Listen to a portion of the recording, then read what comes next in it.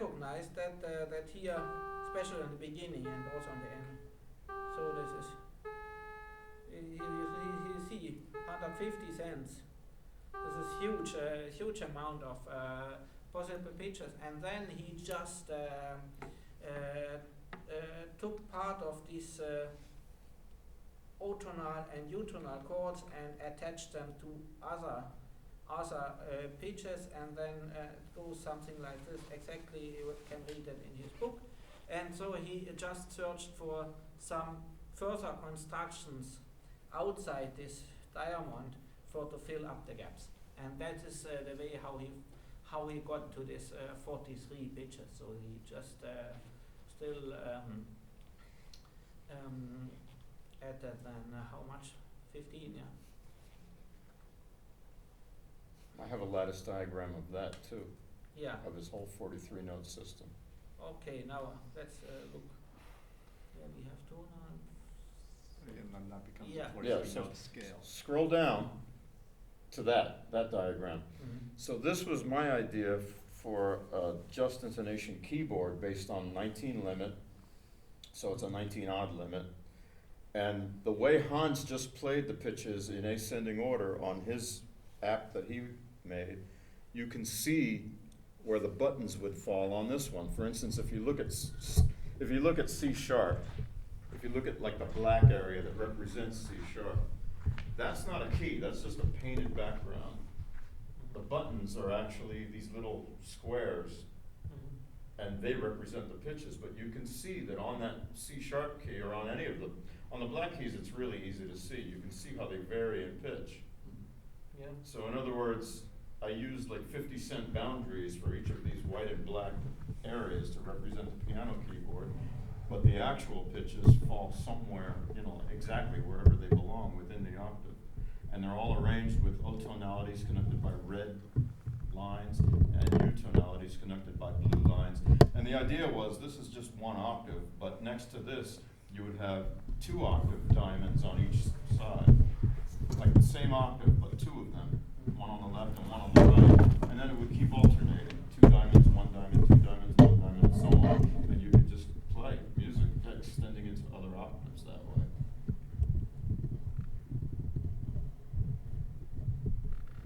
Okay. But it struck me that we were listening to the notes on Hans's tonality diamond, and it's revering exactly what this shows you, how Yeah. they ascend in pitch. I think you In a have the certain better order. graphical solution than me. Yeah, unfortunately, I never had the money to get that built, but I was trying to. I spoke to a few people about it. Digitally build it, maybe not so. Right, now on a computer, it would be easy to do digitally, make an app out of it. Yeah. I was trying to get a physical one made back in the 1990s. And then, Hans, if you go to my... Nowadays, it's even easy to make a physical device of that if you use Arduino. Right? Arduino Yeah. Maker has enough buttons. Yeah. Actually, it would be easy to make now. In the 1990s, it wasn't. It was not easy, and it was not inexpensive either. It was a lot of more affordable. Can you go to the index, and I'll show you my lattice diagram of Parch's whole 43 system. No, where you were with the alphabetical index. So go under L. Actually, go under P. That's under P for Parch.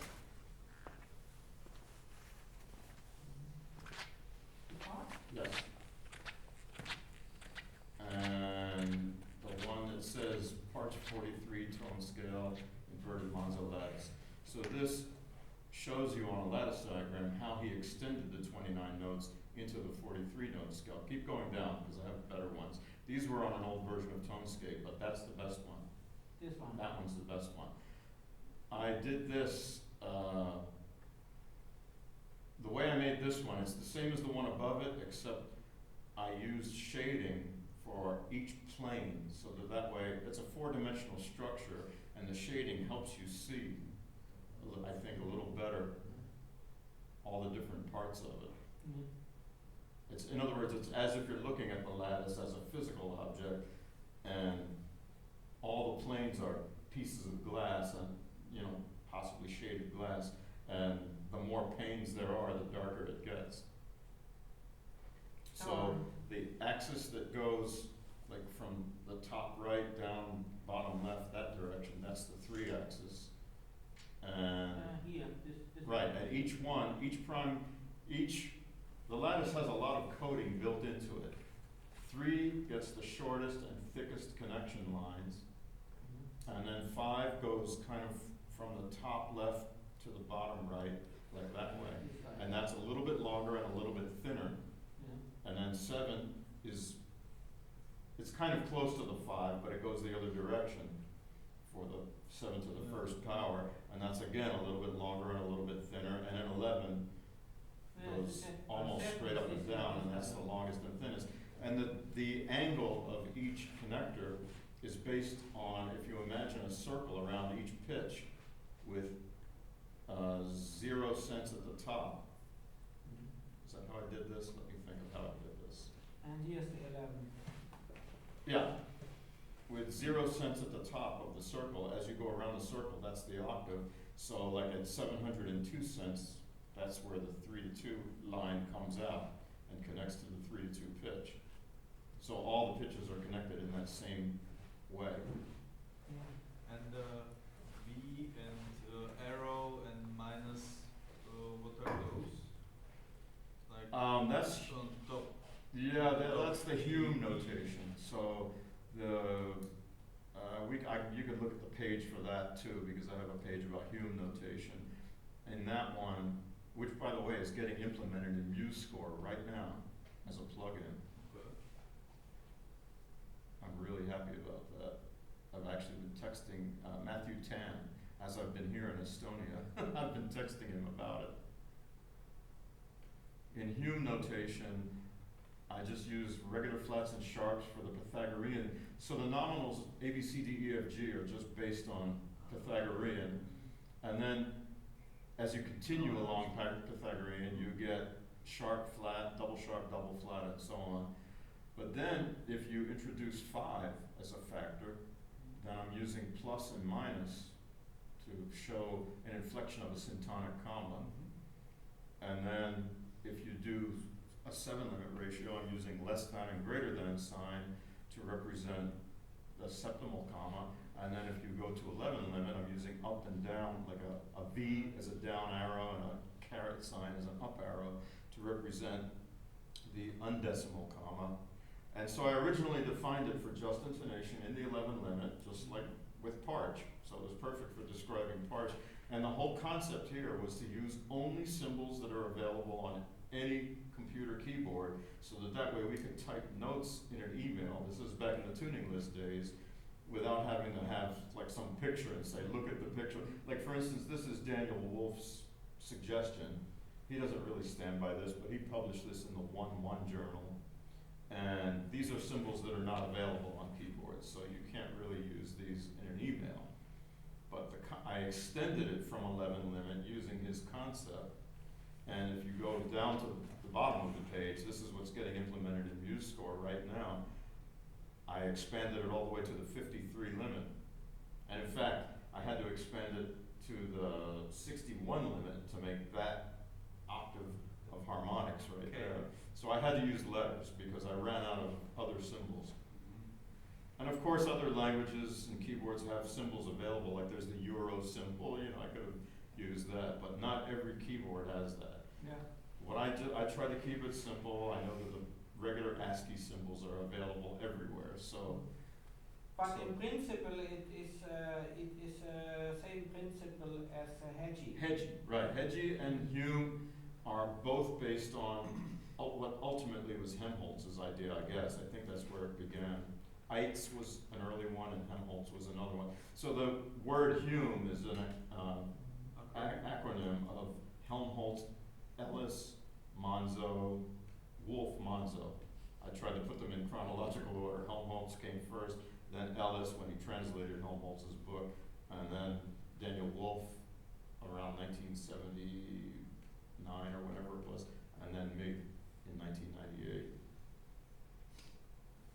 So we have here It's the same idea as Edgy though, but it uses the symbols that you can type Uh, in a text, in a plain text message. These symbols you cannot type in written annotation software. But you can download the font file and use them as a font. Yeah. Right. So you can type also these symbols in an email. Yeah, but of course if you But want you to need to change the font Right. every time. Right. Of course, we have often this quick writing in our normal 12 equals, so we try by D and this trailing, Hashtag. hashtag D, Sorry. hashtag or E and B for E flat and for flat Mhm. and sharp. And this quick writing, you will not how to see it here. And if you take Joseph's Hume notations, then you can also just take a letter. So you have this 37th harmonic here. Then you just write D and this percentage mark. And there's even a protocol for being able to type sagittal notation in a text message too, but Yeah, it's fairly complicated. it is. But also this, of course, seems to be it would be a certain amount of learning because it's Mhm. so much of symbols. And if you scroll up just a little bit, the table above it, they're right, no, a little bit more, right there, that explains the whole, Yeah, you know, what the accidentals mean. yeah. Okay, here is start from B and flat for these. I tried as much as I could to keep them mirror images of each other. So sometimes it works perfectly, like with curly braces, one means down, one means up, with slashes, with brackets. But then in other cases, I didn't have an exact mirror image, so I just tried to always keep whatever I could consider pointing down to be the one that means lower the pitch, and then the other one pointing up to mean raise the pitch. Maybe for the 31, if I see it correctly, it's a question mark and some Quotes. quotes. Mhm. For these, you could use The Spanish question mark, yeah. or exclamation marks. Well, I use the exclamation mark because that also has a dot at the bottom, so, where do I have that? Oh, it's not there. The exclamation mark. It's in there somewhere, I'm sure. No? I don't see. The exclamation mark should be one of the accidentals. It's the 58th. Okay. Which reduces to, what's that, 20, It's an exclamation 29. mark and a flat. yeah, 50, the exclamation mark means, it's an inflection of prime number 29. Go back up to the chart again, the table. Yeah, if you look up 29, there it is. It means go up. This is the exclamation mark. Yeah. This is. So why not? You didn't just. You just Now wanted to we see keep it it better. for English speaking keyboard. Mostly, yeah. You know, I mean, I'm an American and I have a regular American computer keyboard, so. Yeah, otherwise Yeah. it's Yeah. awful to. But I mean, I actually have a big appendix that's another web page. If you scroll down, there's a link that says, here's the appendix. Somewhere like, yeah, that's it. So I originally made this part of the page. This was originally not separate, where I provide a bunch of suggestions for like what commas do we actually want to use, and I have lots of stuff here, and I was like opening it up to the whole community, like saying, hey, give me some feedback on this, but nobody ever really did, so I finally just decided I'll separate the appendix because it makes things confusing to have that on the same page. And I just left that chart there, and, you know, I'm open to changing it if people want it to be different, that's fine, but I wanted to keep it as simple as possible and make sure that it would be typable on as many keyboards as possible. That was really my major thing, was to try to keep the symbols to like what the vast majority of keyboards would have. Yeah. You know. Of course it is then in some way you needed to generate Latin letter system because And as far as naming the notes, like I have no short ways of naming any of these further extensions, but for the 11 limit version, it's really easy. You know, you say like sharp, flat, plus, minus, less, greater, up, down. Yeah. It's very Yeah. simple. yeah. So you could say like, oh, that's an A less, or you know, B Even flat less. Until 23, it's understandable. Mm-hmm. But generally, of course, if you think, pedagogically, I think to start with 11 lemon, so that is most what is easy to understand Mhm. and what has in some way still some historical use as Tartini with the seventh harmonic or 7/4. What he provides because he found that on the violin it's easy to listen, and also the 11th harmonic is still or until the 12th harmonic I think it will be quite still possible to generate it with acoustical instruments. So if you have long strings on the double bass and okay maybe you can even maybe reach 13 or 17 it might be, but of course or this, as sometimes I have heard in German terminology, the 11/8, they name it the Alphorn-Fa. And, or in Middle Ages there was this Trumpscheit instrument what only played overtones, or if you have brass instruments. So that is in some sort of reach of instruments, and so if we start to just our part doesn't go further than 11th limit, and that It's actually interesting that Mate asked me about it while we were looking at the Parch lattice, because now that I think back, I believe the reason I created this in the 11 limit in the first place was to make that lattice. I think that's why I did it, so that I could have a notation for Parch's system for that lattice. I think that's what it was. yeah. And then there's also, because 72 EDO represents 11 limit really well in its own way, I made a simplified version of this notation. I mean, it's the same thing really, but it relates to 72 EDO instead of Yeah. just intonation. And it simplifies things because can you scroll up a little bit, because I have a place where I describe that. Oh, down, sorry. Oh, this is the appendix. Go back to the original page. After I talk about 11 limit Hume notation, right after that, I talk about the 72 EDO simplified version. That's it. So in 72 EDO, because the less than and